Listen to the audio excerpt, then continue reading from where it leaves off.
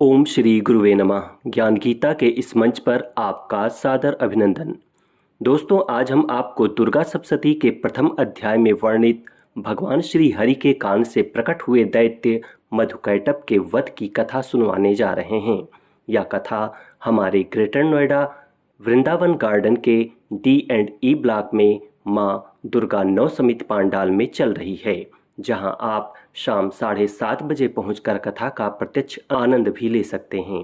चलिए बिना देर किए हम आपको अपने पुरोहित जी के पास लिए चल रहे हैं, जिनके माध्यम से आज हम इस कथा का आनंद प्राप्त करेंगे। दोनों कानों में से मैल निकला। सबके कान में से मैल निकलता है ना, सबके कान में से मैल निकलता है। उसी तरह विष्णु भगवान के कानों में से मैल निकला और वही मैल दो राक्षस बन गए। उन राक्षसों का नाम मधु और कैटभ। क्या नाम हुआ? मधु और कैटभ हो। यही विष्णु भगवान के कान से पैदा हुए, उनका नाम मधु कैटभ हुआ। वो चारों तरफ देखने लगे, मैं कहाँ हूँ?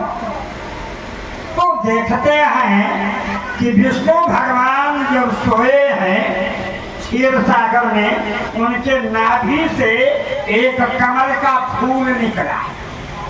सभी लोग जानते हैं विष्णु भगवान के नाभि से कमल का फूल निकलता है। उसी कमल के फूल पर ब्रह्मा जी रहते हैं। कौन रहता है? ब्रह्मा जी। ब्रह्मा जी के कै मुख है? चार मुख वाले ब्रह्मा। चारों मुखों से चारों वेदों को पढ़ते हैं, चारों हाथों में वेद धारण किए हैं। इसलिए वह दोनों राक्षस जब चारों तरफ देखते देखते ब्रह्मा जी को देखे, बोले बड़ा बढ़िया आहार मिला। राक्षसों का काम क्या होता है? दूसरे को कष्ट देना, दूसरे को पीड़ा देना, यही राक्षसों का काम। राक्षस किसको कहते हैं? बताया गया है, माँ नहीं मातु, पिता नहीं देवा, असाधुन सन करवावहि सेवा। जो अपने माता पिता को नहीं मानता है। अच्छा, इतने लोग हैं, इसमें कौन ऐसे लोग हैं जो अपने माता पिता का सुबह प्रणाम करते हैं, आशीर्वाद देते हैं? कोई ऐसा है? नहीं। हाँ, एक हाँ, जो सवेरे उठ करके अपने माता पिता को प्रणाम करता है, आशीर्वाद लेता है, उसके ऊपर माता पिता प्रसन्न रहते हैं और देवता भी प्रसन्न हो जाते हैं। इसीलिए आप नीचे करो, लिखा गया है, माँ नहीं मातु, पिता नहीं देवा, असाधुन सन करवावहि सेवा। जो अपने माता पिता को नहीं मानता, साधुओं से सेवा करवाता है। साधु लोगों को पकड़ के, चलो हमारे घर धंधा करो, काम करो, नौकरी करो, काहे मांग रहे हो, क्यों फिर रहे हो, भेद बनाई। इसी बात को कहा गया, साधु न सन करवावहि सेवा। संत महात्मा को नहीं मानते, जो ब्राह्मण को नहीं मानते, जो गौ को नहीं मानते, जो साधु संतों को नहीं मानते, जो अपने गुरु को नहीं मानते, जो ब्राह्मणों को नहीं मानते हैं, वह राक्षस के समान कहे जाते हैं। इसलिए ब्राह्मणों का आदर करना, ब्राह्मणों का सेवा करना, ये सबका परम कर्तव्य माना जाता है। इसीलिए बताया गया, जिनके आचरण भवानी, अके जानहु निशिचर सब प्राणी। जिनका ऐसा आचरण हो, जो माता पिता को सेवा नहीं करते हो, ब्राह्मण को ब्राह्मण नहीं समझते हो, ब्राह्मण को गाली देते हो, मारने होते हो या दुख देते हो, ऐसे को राक्षस समझना चाहिए।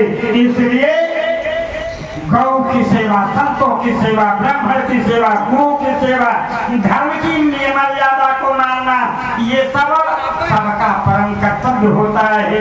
इसलिए साधु महात्मा ने देखा, ऋषि ने कहा सुनो, भगवती के बारे में मैं बता रहा हूँ।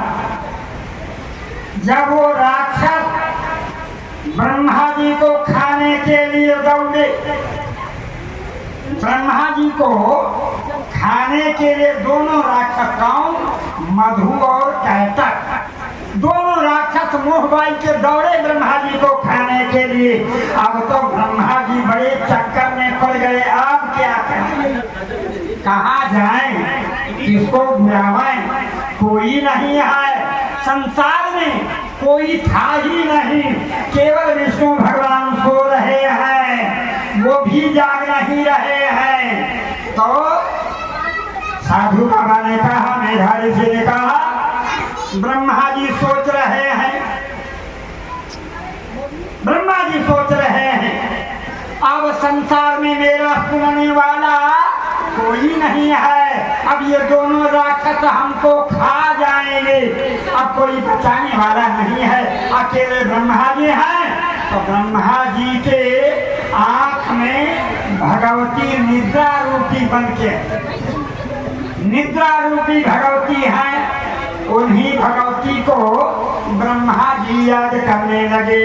ब्रह्मा जी ने कहा, हे मैया, हे आदिशक्ति भगवती, हे भवानी, तुम स्वाहा, तुम स्वधा, तुम ही बखतकार परात्मका, आप ही श्रद्धा हो, आप ही सुधा हो, आप ही स्वरों में हो, ओम आप ही हो, बखतकार आप ही हो, संसार में जो है सब आपकी ही कृपा है। इसलिए सभी लोग आपके माया से मोहित हो रहे हैं। माता जी की प्रार्थना ब्रह्मा जी ने किया, ब्रह्मा जी ने माता को याद किया, सुमिरन किया, माता जी प्रकट होती हैं, बोली क्या आदेश है। ब्रह्मा जी ने कहा, अरे आपको निद्रा उनके भगवान के आंख में बची हुई है, इसलिए उनके आंख से निकल जाओ, निद्रा जो है बाहर हो जाएगी, जब निद्रा नहीं रहेगी तो नींद खुल जाएगी, भगवान जाग जाएंगे। यही हुआ।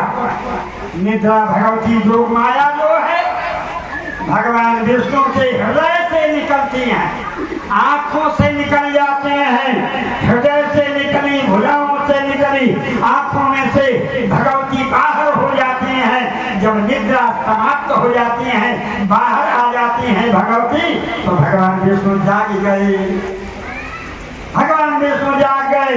सब लोग बोलेंगे श्रीमन नारायण नारायण नारायण, श्रीमन नारायण नारायण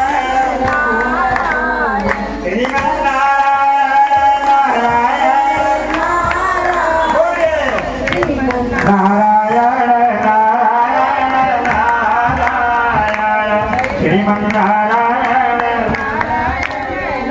बोले श्रीमन नारायण भगवान की जय। जब भगवान जाग गए तो ब्रह्मा जी कहने लगे, अरे विष्णु भगवान, आप सोए हो, आपके कानों से ये दो राक्षस निकले हुए हैं, हमको मारने के लिए आ रहे हैं, खाने के लिए दौड़ रहे हैं, हमारी रक्षा करो। तब ब्रह्मा की बात सुन करके भगवान अपना चक्र सुदर्शन उठाए और लेके दौड़े राक्षसों पर। जब राक्षसों को मारने के लिए विष्णु भगवान चले तो दोनों तरफ से महान युद्ध होने लगा। कितना दिन तक युद्ध चला तो ये दुर्गा पाठ में लिखा हुआ है, 5000 वर्ष तक ब्रह्मा जी के कहने पर विष्णु भगवान और मधु कैटभ में आपस में युद्ध चल रहा था। उस समय मधु कैटभ भी नहीं हार रहा है, विष्णु भगवान भी नहीं हार रहे हैं। 5000 युद्ध करते करते बीत गया। मधु कैटभ बड़े प्रसन्न हुए, अरे भैया आज तक इतने दिन तक तो हमसे कोई युद्ध नहीं कर पाया। आप हमसे इतना दिन तक 5000 वर्ष तक युद्ध किए हो, इसलिए मैं तुम पर प्रसन्न हूँ, कुछ वरदान मांगो। भगवान विष्णु ने कहा वरदान मांगने के लिए कह रहे हो तो मैं मांग रहा हूँ। हाँ मांगो मांगो। भगवान विष्णु ने कहा मैं यही वरदान मांगता हूँ कि हमारे हाथ से मारे जाओ तुम दोनों, हमारे हाथ से मारे जाओ, यही मैं मांग रहा हूँ। दोनों बड़े चालाक थे, बड़े चतुर थे, चतुराई हर जगह काम करती। वो दोनों मधुकैटभ बड़े चालाक थे, बुद्धिमान थे। उन्होंने कहा हे विष्णु मैं वरदान दे दिया, तुम्हारे हाथ से मैं मारा जाऊंगा, लेकिन हमें वहां मारो जहां गीली जमीन न हो। ये बताइए कहाँ का धरती, कहाँ जमीन गीली नहीं है? हर जगह गीली हो जाती है, कोई ऐसा जमीन नहीं है जहाँ गीला न हो। एकदम सूखा कहीं नहीं मिलेगा, जरूर कभी न कभी गीला होगा ही। तो विष्णु भगवान ने क्या किया, अब उन दोनों को दोनों जंघा पर पटक के दबाए दिए और अपने चक्रदर्शन से बोले मारो, अब गर्दन इसका काट दो। तो दोनों जंघा पर, एक पर मधु एक पर कैटा, दोनों को पटक दिए और अपने चक्र सुदर्शन से दोनों का मस्तक काट दिए। वही यह पहले अध्याय की कथा, पहले दिन की कथा जो है आप लोगों को सुनाया गया। कल से महिषासुर की कथा आप लोगों को सुनाया जाएगा।